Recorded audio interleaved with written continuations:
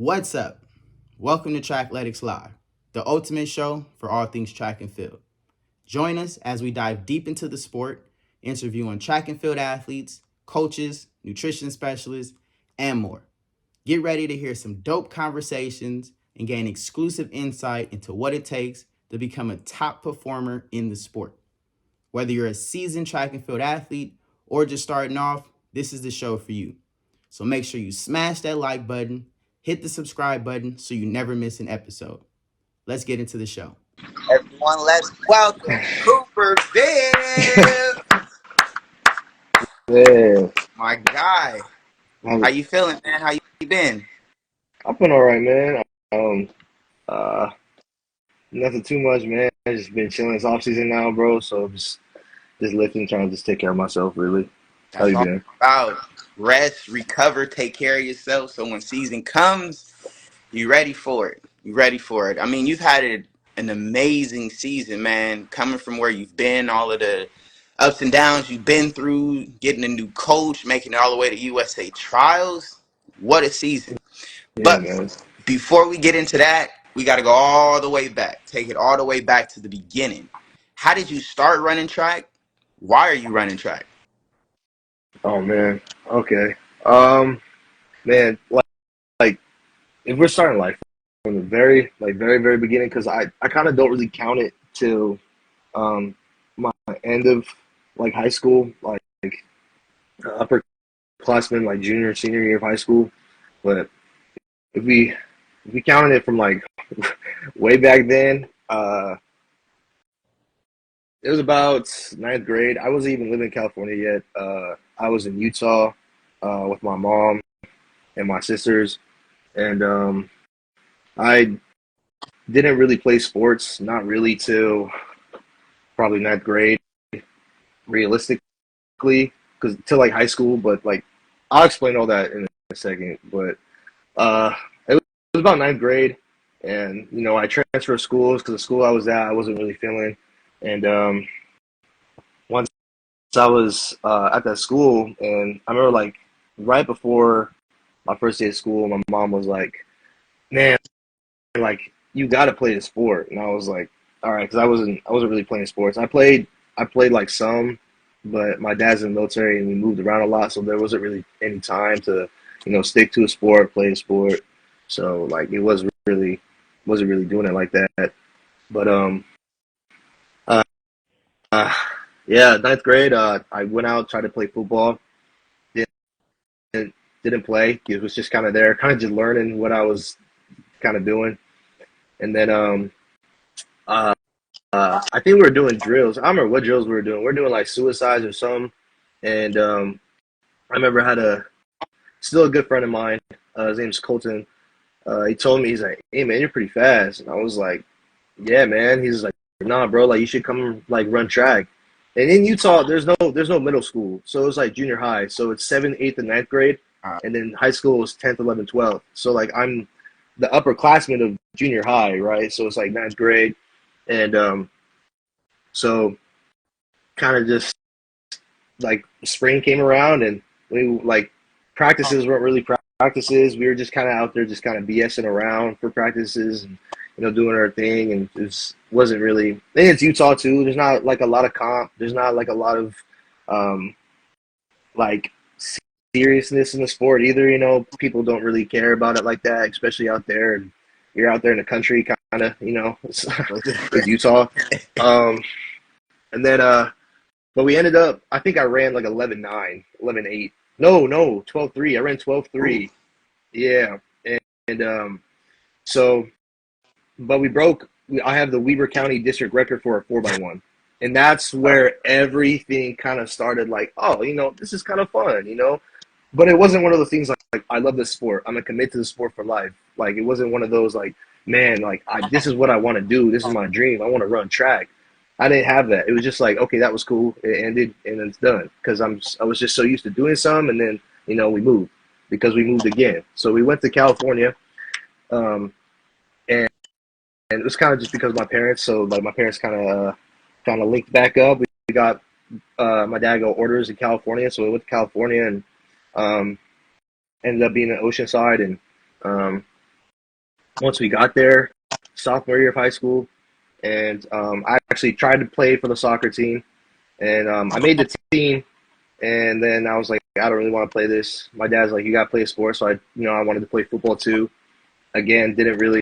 I remember being out there for football and lining up, and this is, Oceanside is one of the best like football teams in San Diego, like historically wise, right? So like I went out there, everyone here, like everyone there is taking it serious. Like it was such a culture shock from being in Utah to being state of California, and then also being at like an intense school, So I was there, and I remember I lined up at wide receiver or something, and I remember this kid laughing at me. He's like, "What are you doing?" I was like, "I don't know." He's like, "You act like you never played football before." I'm like, "I haven't." And he's like, "Oh," so like I was kind of just looking dumb out there, not really knowing what I was doing for like all the sports. And then I remember track season came around, and I was like, "Oh, like track was fun last year, so I'll run track this year." Yep. And then I only ran our scrimmage meet. So it was like beginning of March. I ran one scrimmage meet, and I was ineligible because of my grades. So that's where I ran 11.8. That's where the 11.8 came from. And um, what was it? My coach pulled me aside, sat me down, and he told me, man, shout out to Coach Gideon, man. Like this man's been like he's literally like probably one of the reasons why I'm here today, honestly.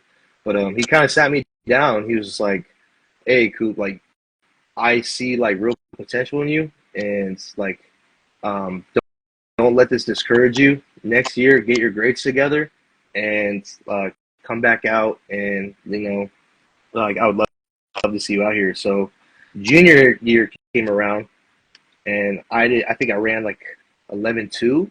I got to 11.2. But that junior year is when I was like, wow, I really love this sport because we won San Diego CIF section, and then we won CIF with like 6 people too. So it's like we won.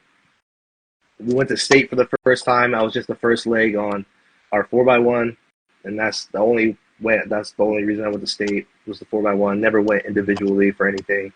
Um, but yeah, that junior year, I was like, wow, like I really love this sport. I want to continue this sport. Like, I think I want to go to college for this sport. Like that's kind of where the passion came in. Um, so that's why I say later. This is when junior year is when I counted. That's when I was like, okay, this is really where it's coming all together. And then senior year came around, and uh, I was opening up with 11s. I was like 11-1, 11-0, 11-0, 11-0, and I finally hit 10-9.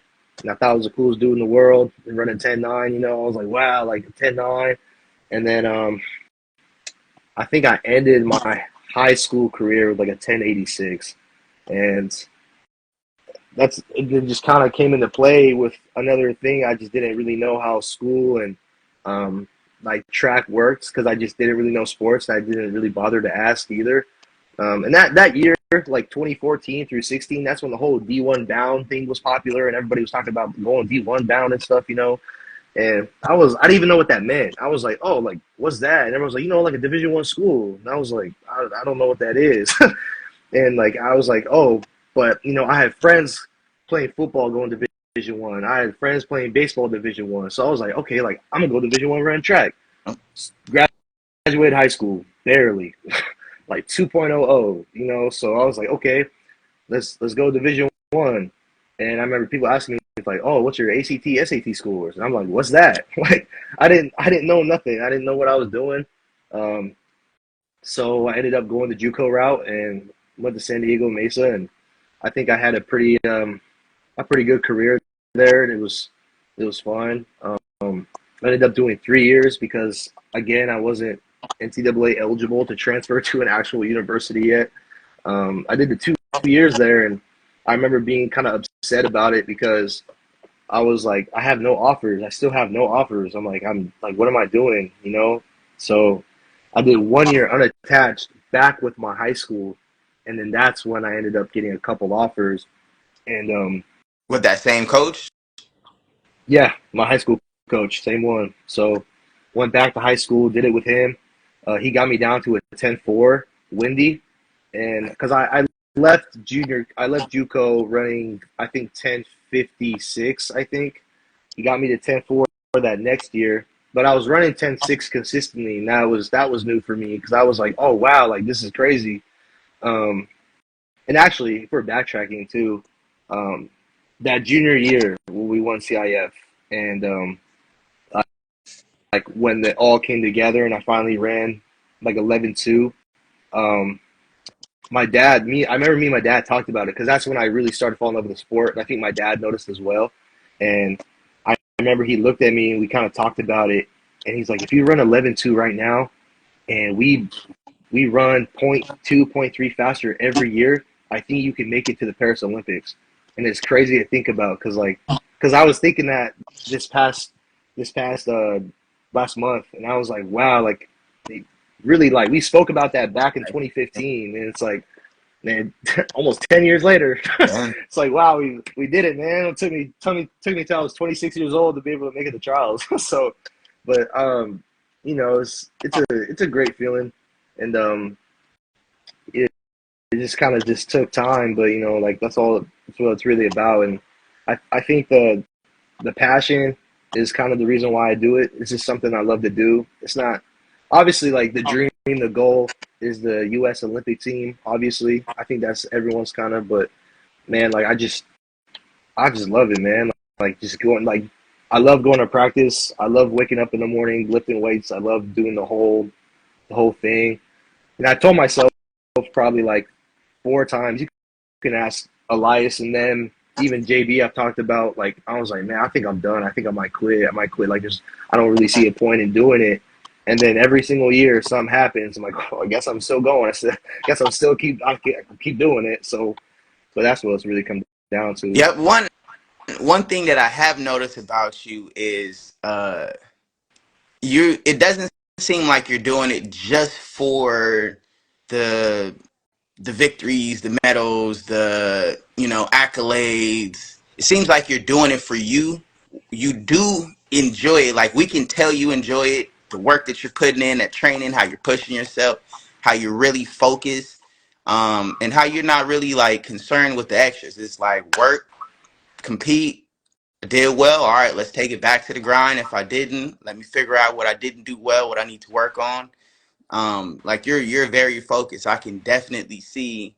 I feel like I could have guessed everything that you told me, literally, like from how it started to how it's going. Doesn't seem like you've had an easy path at all, but you do keep like refocusing, locking in, figuring out what it's going to take to get you to that next level. You do reach out to new coaches and figure out like what you need to work on, stuff like that. A lot of people in the sport are doing it for the medals. They want to be on TV. Mm, They want to be famous. They want to be, that athlete that's making money or getting the girls. All that's cool, but I can definitely tell it's a much deeper calling. It's a much deeper passion and dedication that you have for the sport. That's inspiring alone. To be around you, to train with you, it's like, some people feel like you shouldn't be with me. Like you're not in my class, you're not on my level. But I have seen you, talk to other athletes like, hey, bro, try this out, work on this, or hey, I noticed this one small thing, try this. I see you giving people pointers and tips and stuff, and that's actually pretty dope for the level that you're getting to. And I was gonna ask, when did you fall in love with track and field? But I noticed it as soon as you said that part where you started realizing like, damn, okay, if I really lock in and focus and push myself, get my grades together, like I can really make it somewhere. When you really sat down and thought like, okay, I keep improving. I started at 12 something. I got to 11.8. Now I'm at 11.5, 11.4. Oh shoot, I'm in the tens now. Like when you start realizing that I'm actually improving, and if I stay on this journey, 1, 2, 3, 4, okay, the Olympics is coming. I could probably make it there. Like I hmm can see where that passion really lit a flame underneath you. Yeah, And then looking back on that journey, you ended up where you said you were, right? What yeah, was that experience like this season leading to the Olympic trials? man.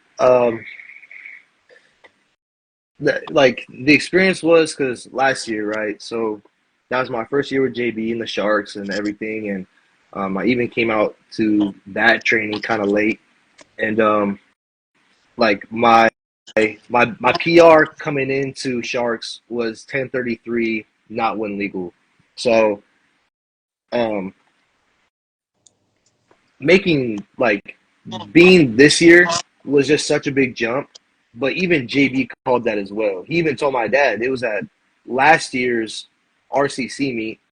JB was telling me and my dad like he was saying like, okay, I see a lot of potential in Coop. Coop's gonna do really good this year, but next year's the year he's gonna pop off, and next year's the year he's gonna do what he's gonna do. So I that's what I was thinking of, like kind of during the end of last year, because I was like, man, like, and I kind of see where he was coming from. You know, your body got to adjust to a new training program. Your body got to get used to my new environment of no homework, no school. You know, like now I gotta work, and then I gotta figure out a new time schedule with the new training regimen and how everything's working, and you know, I gotta get used to everything else. So I was like, okay, and then just the start of this year, it still was a little iffy because we didn't have a designated track spot. We didn't have a designated practice spot. We are kind of bouncing around here and there, and then the fall season was kind of a little mixed up, and that was a little discouraging.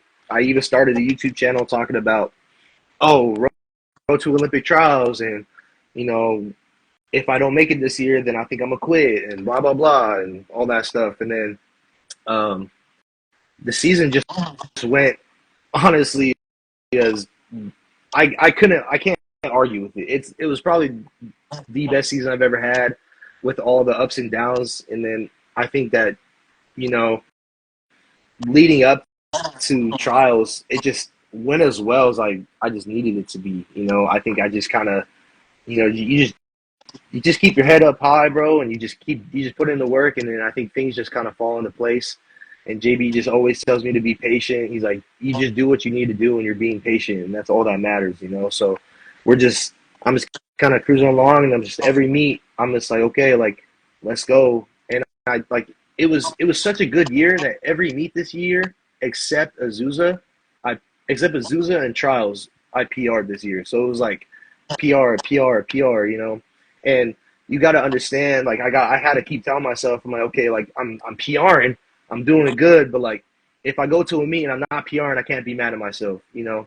There's gonna be the like the ups and downs and stuff. So I'm like, okay, like it's really good. I'm staying consistent, but like I got to understand that like if I don't PR, I can't be hard on myself because you can't let those mental blocks get into you. You know, that's what's is really important. So Azusa, I had like some headwind, and it kind of pissed me off. But like I won the race, so I couldn't be mad. So I was like, all right, whatever. So and then Mount Sack's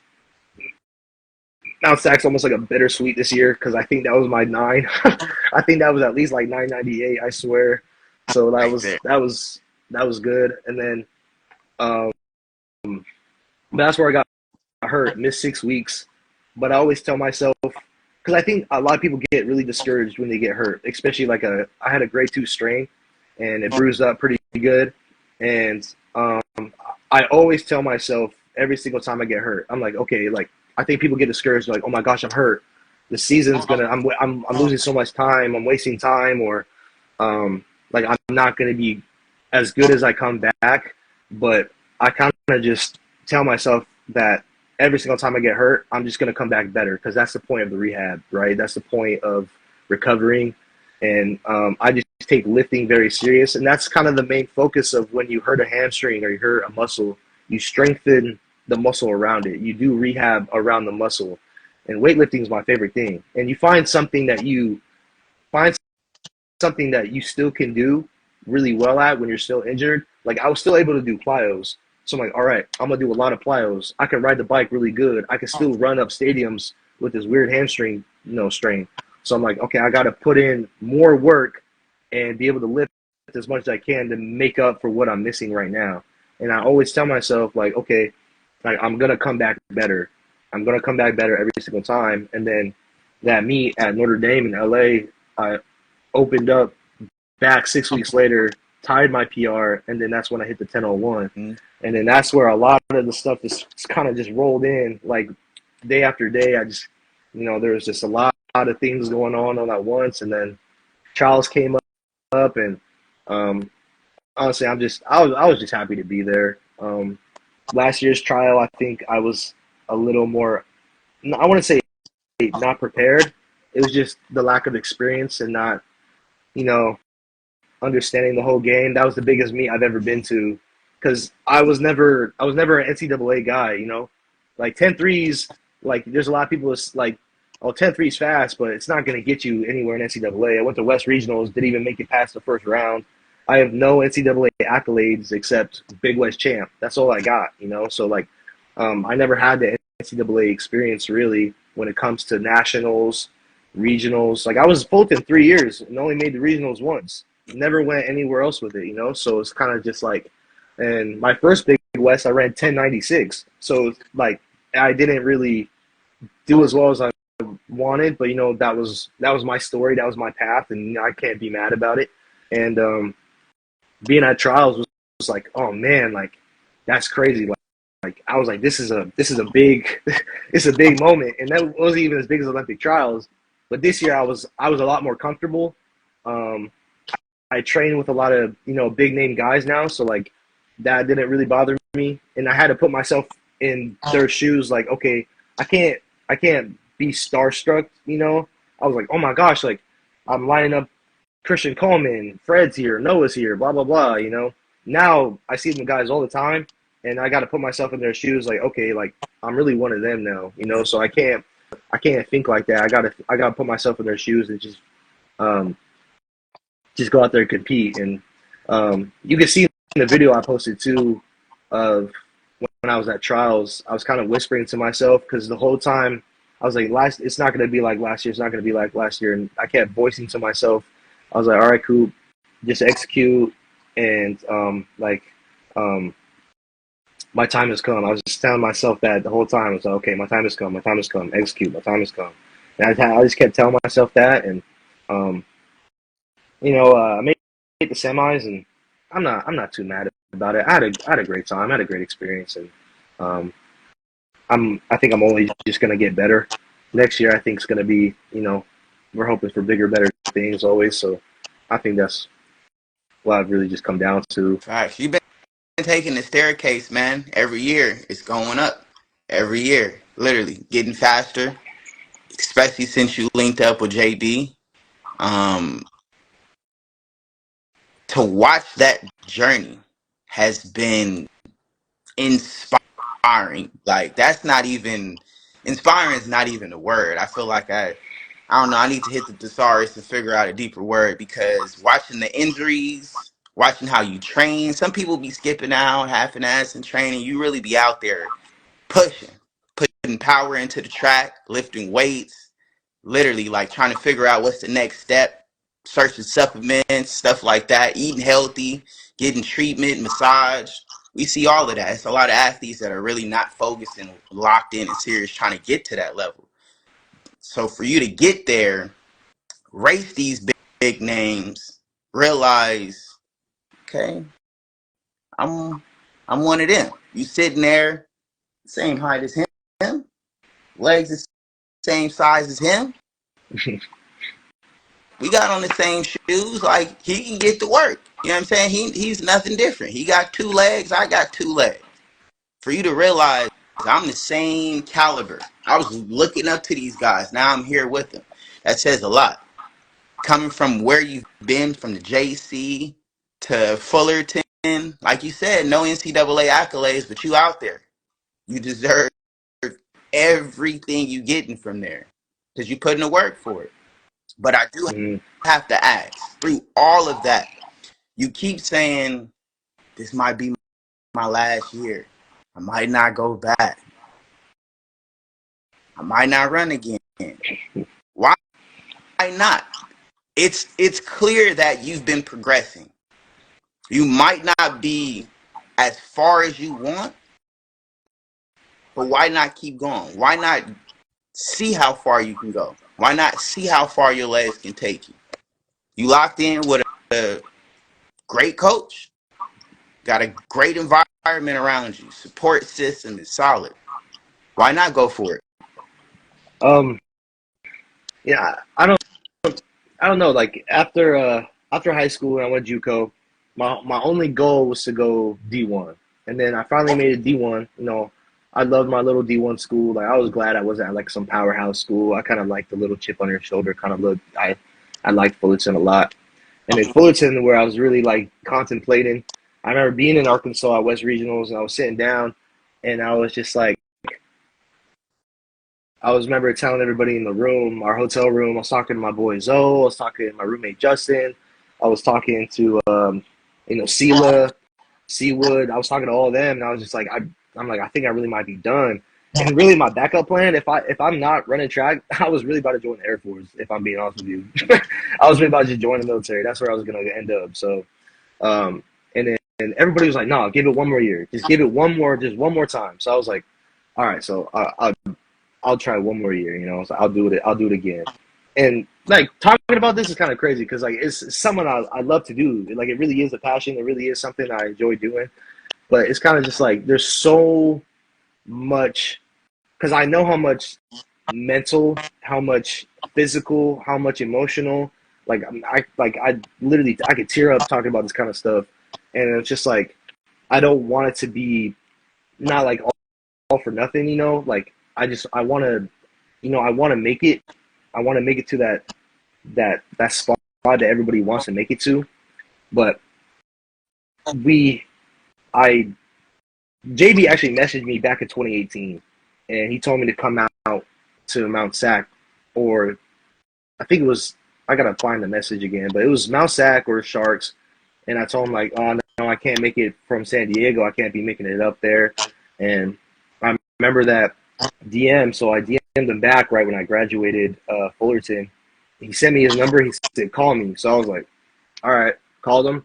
And the first thing JB said was like, I've been waiting for this day. And I was like, oh, wow. Like, all right. So that kind of just, I was already locked in from that point on.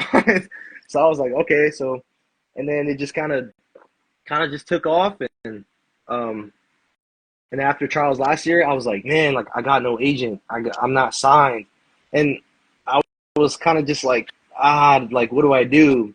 And that's when I became really, really good friends with Elias. And I was like, okay, I'm not really making any money. I'm not signed. Like, do I give it up? Do I stop?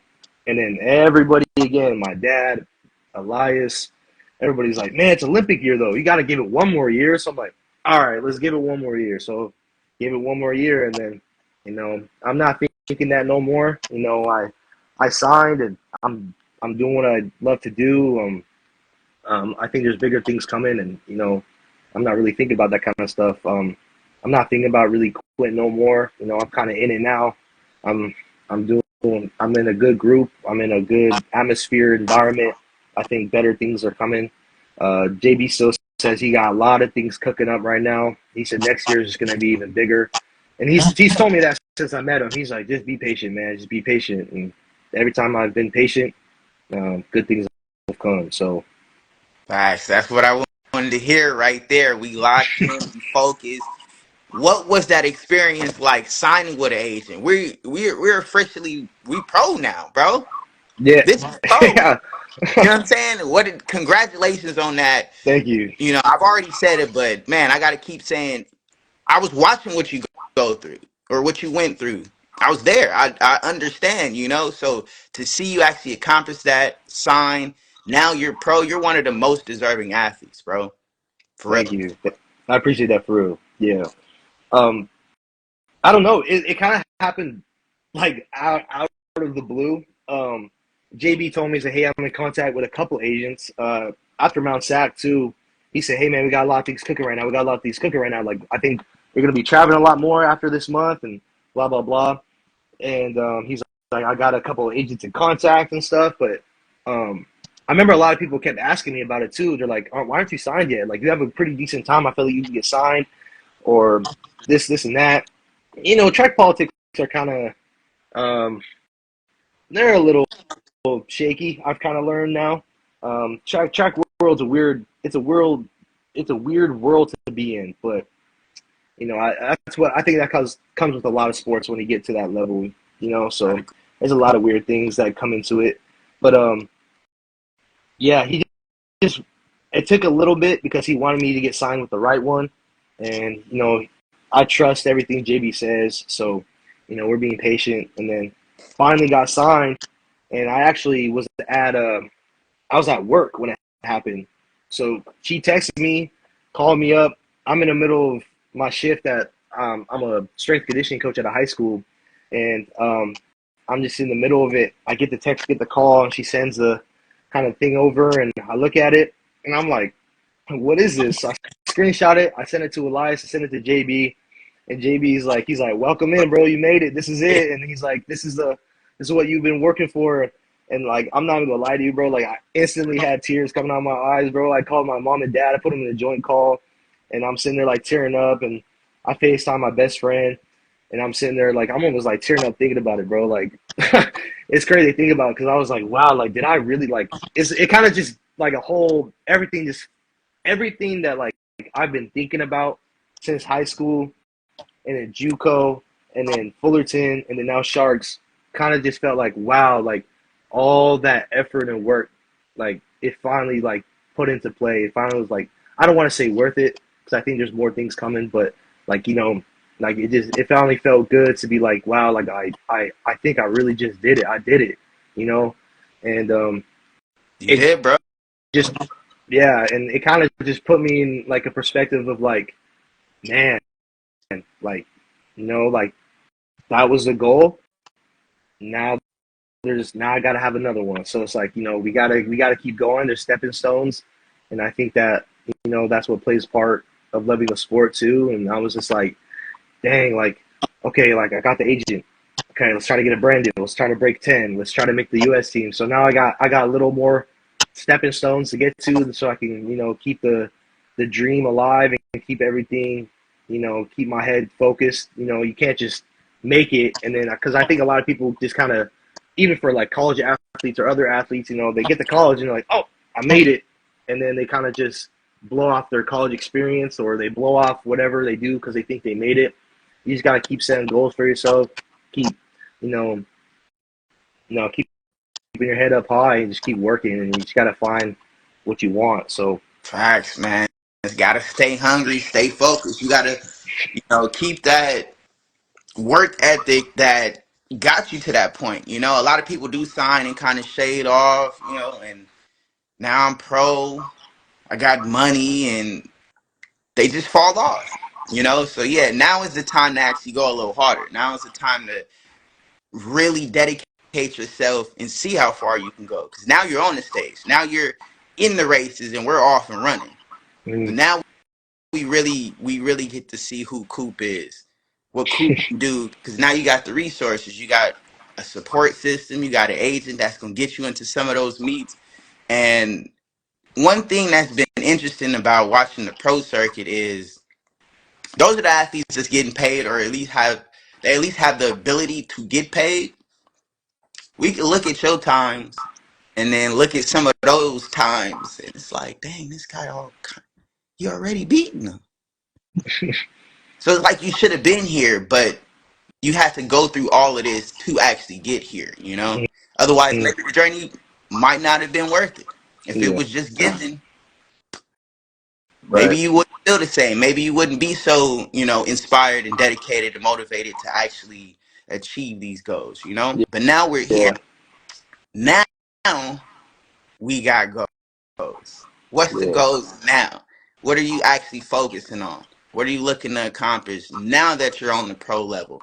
Now that you really feel like you in the game, and you have the resources, the tools, the coach. I think the goal right now is stay healthy and just my main goal is to break 10. Really, right now is like I know I could do it. It's been there.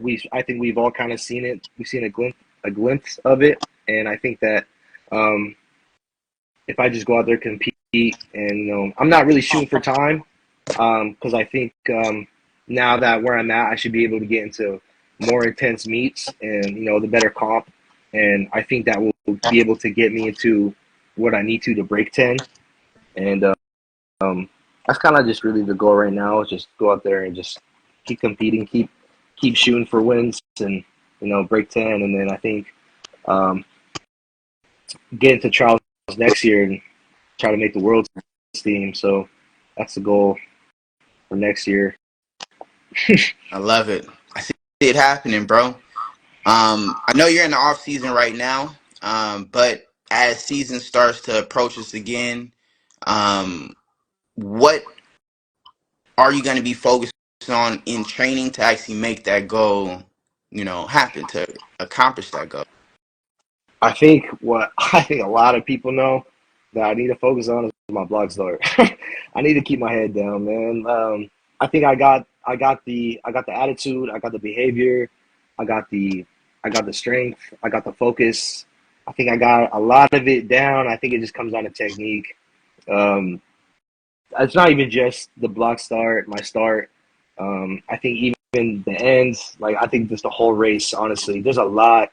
Like even running um, my 10-0s, I think that I'm just running them out of just I don't want to say just pure strength, but there's a lot I got to focus on in my races. Still, there's a lot to work on. So it's kind of just technique wise. I think I need to really sit down and focus and analyze some film and take the time to really ask some questions too, because I'm always open to asking new people different things. I'm in a different training group now, a different environment. So I got a lot of talented, great people I'm around now. So there's a lot of questions I can ask. Um, but yeah, I think it's just going to come down to just focus on. I almost want to see my whole race as a whole. There's a lot of technique I got to focus on and work on. Because You know, being, as you get faster, that is true. You're running a completely different race now. mhm, Like you're literally getting further in the race than where you were before. So that alone sets you up differently. Once you start getting more explosive, the blocks change. It's because you pushing out now, and now your legs have to respond to how much power you're pushing. That's why a lot of people end up just popping up running. yeah, So yeah, it's a whole different race for you now. Watching from when you first came with the Sharks to seeing you on the trial, this is a completely different coupe. It's a completely different race. yeah, for sure. Even looking back at some of the college stuff, I was like, oh wow, that's just such a different person now. Yeah. It's crazy. And you have to be. You have to grow. A lot of people are still doing the same thing, running the same exact race, getting the same exact time, wondering why am I not getting faster, bro? You taking the same steps, you running the same race plan. It's the same thing. Mm. You do have to change up. You do have to lock in. But speaking of that, what's a weightlifting exercise or a track workout that you feel is actually going to help you with that? Like, what do you feel when you're on the track? This translates over to my meet, or this translates over to my race. I think one of the best ones I've started to implement more. Um, JB introduced it to me last year. Um, Putting the five step tape down in my block starts. Um, I didn't really do that as much. I probably did it like once or twice last year, and I never like carried chalk or tape around with me, so I just kind of never really did it again.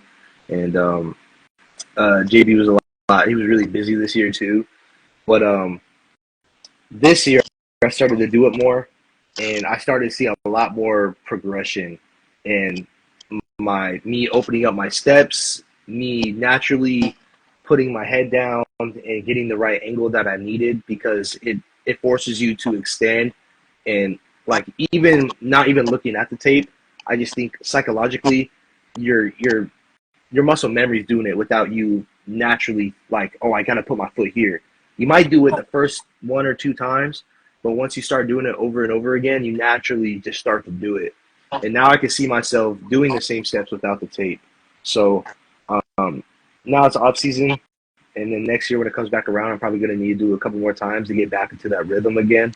And but I think that one really helped me a lot because I have a video when I went out to Oregon and did a week training session out there. That was probably one of the greatest block start training session I've had with JB, and that tape I just think really helps. I think something as simple as that, I think a lot of people is like, oh, they have a like special equipment or they want to use something else, but I just think something that simple can really impact you big for later on. So I Fact. think that one helped me a lot this year during the end of the season. I would agree. I didn't know anything about taping the steps or anything. My first time doing that, I'm like, dang, I went from like 8 steps to 7 steps right away. And I'm like, okay, hold on.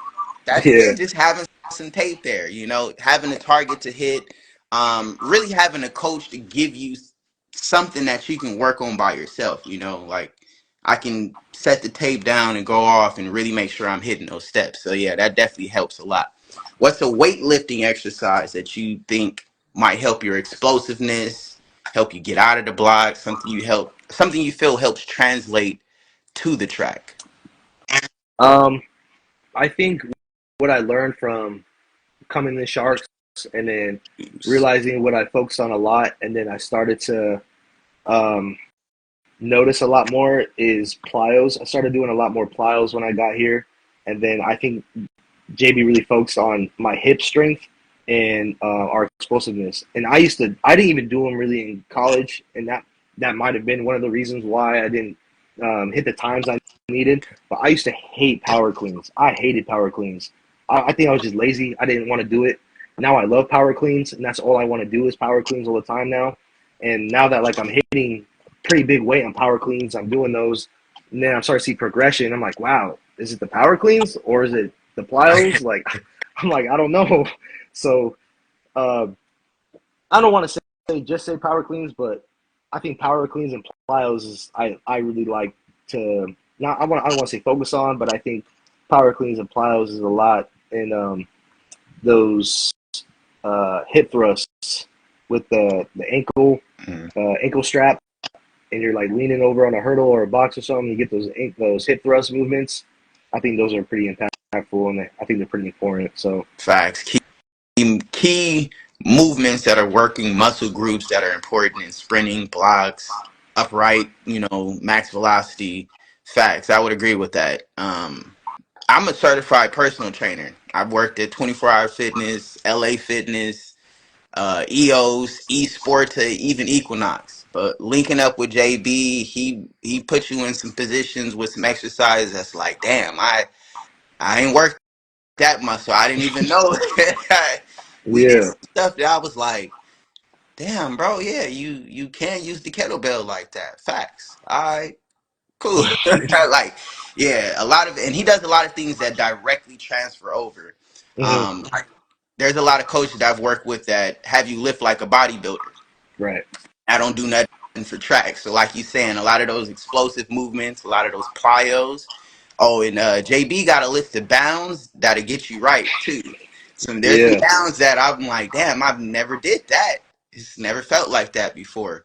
But it puts you in the proper positions. You're, striking the ground, producing force in a certain way that will translate over to the track. So that makes sense. But we got your favorite weightlifting exercise. We got your favorite track workout. Now let's say track practice is over. What are you refueling with after training? oh man, and Roll and Grill in Fullerton, man, that rice and chicken and beef, bro, chicken and beef plate, Roll and Grill. That was my go-to every single day. As soon as I come home back to Fullerton, Straight I went straight to Roll and Grill, man. You get a whole plate, $7, stacked plate, man. fire. That's pretty much it, man. Just that, some protein shake, and uh, let's see. That's about it, really. What do you I'll be chowing down on that what are you putting in your protein shake? water and protein. Straight. I ain't Yeah, mad at it. It's a lot straight of protein athletes out powder. there, man. It's some athletes that we both know that they on the cherry juice, they on the beets, the greens, the creatine. I'm telling you, they own it all. They got a concoction in the smoothie. I'm like, power to you. It's Yeah, about some of the things. yeah. I think supplements are good. Obviously they're important, but I think to get the most out of your supplements is to actually eat the food. So like if you really want your greens, eat the greens. Don't drink the greens. You know, if you really want your protein, you can drink a protein powder and you can drink a protein. But it's better to just eat the chicken, to eat the beef, to eat the whatever you need to actually get the actual nutrition you need. You know, so um, Fact. I'm That's a true. big fan of that. Yeah, I'd rather eat it than drink it or take a pill. You know, so um, I think that's what it's really coming down to for me.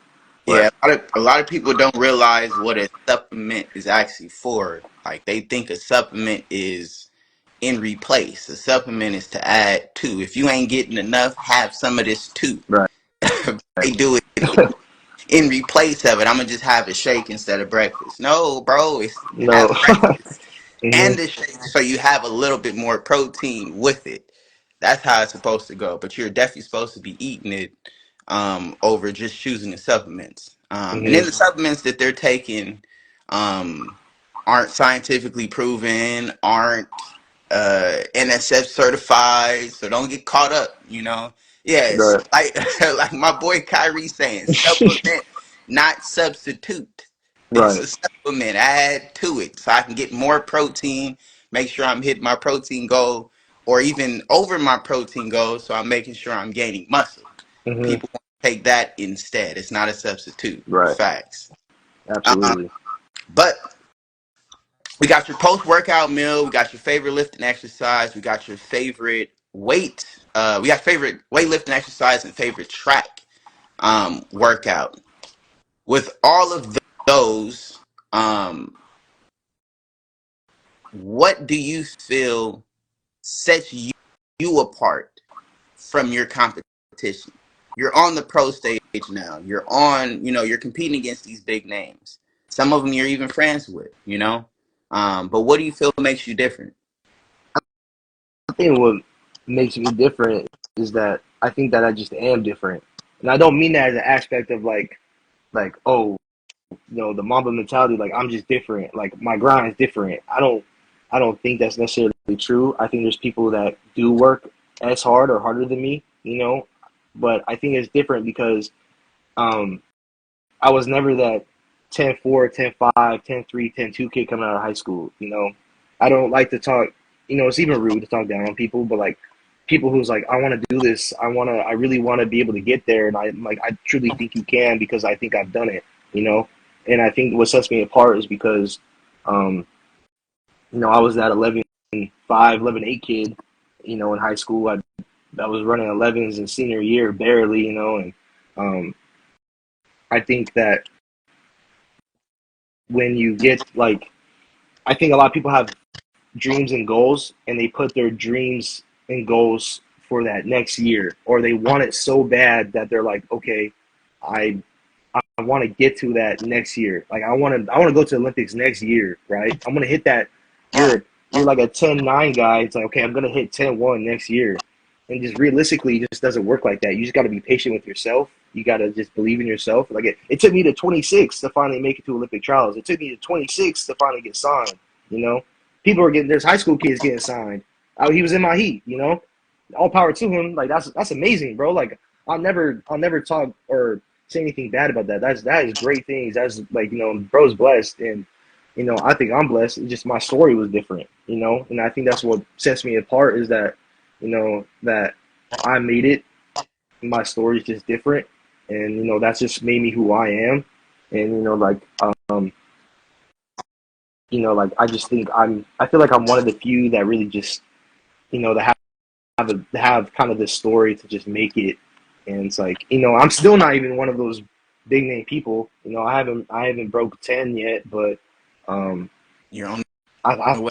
yeah, Sure. I feel like it's coming. And I think that's just really, I don't really know how to the word for it, but that's what I mean when I think I'm just different. you know I just feel like I'm just blessed to be here.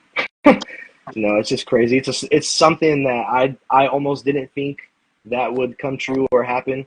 Um, if my younger self saw me now, he'd be absolutely mind blown. I don't. He would never. He'd probably think I'm the coolest person in the world. So it's like, it's just kind of crazy to think about.